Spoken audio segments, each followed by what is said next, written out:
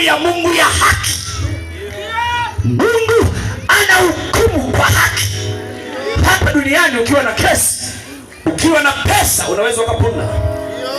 Unaweza kaambiwa sasa unashutumiwa bwana, umefanya ndugu yako huyu, inasadikika umemtumia watu, wamempiga na wamemmaliza. Sasa kesi yako itachukua, utafungwa miaka 7. Ukishajua kesi imeendaje, wako wanaozunguka nyuma ya mgongo wanaenda kumtafuta mheshimiwa hakimu, wanamwambia hakimu, za saizi salama, mimi ndio mwenye ile kesi bwana.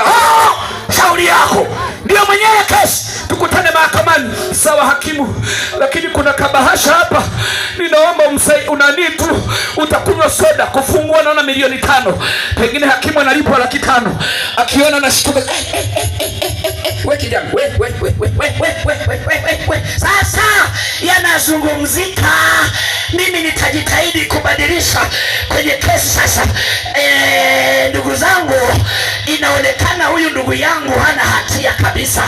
Mahakama imevutia kabisa mashtaka, kumbe nyuma yake kuna pesa. Lakini nataka nikwambie, hukumu ya Mungu wala haina rushwa. Hayupo mwenye rushwa ya kumhonga Mungu. Wewe kama ni jambazi, jiandae na motoni.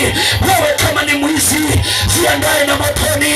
Wewe kama ni mlevi, jiandae na motoni. Ndio maana nimeleta neno la msalaba, ninaleta damu ya Yesu iliyosimama Kalvari, inayosema Yesu anakupenda, inataka uchague. Biblia inasema makutano makubwa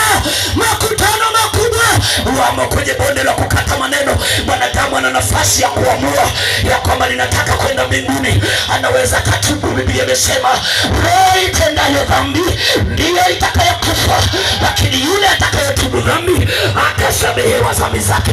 Leo ninahubiri injili ya msamaha. Leo ninahubiri injili ya msamaha. Hata kama wewe ni jambazi, Yesu anakupenda.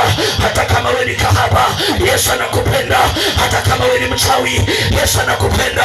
Hata kama wewe ni mwizi, Yesu anakupenda. Hata kama unaroga, Yesu anakupenda.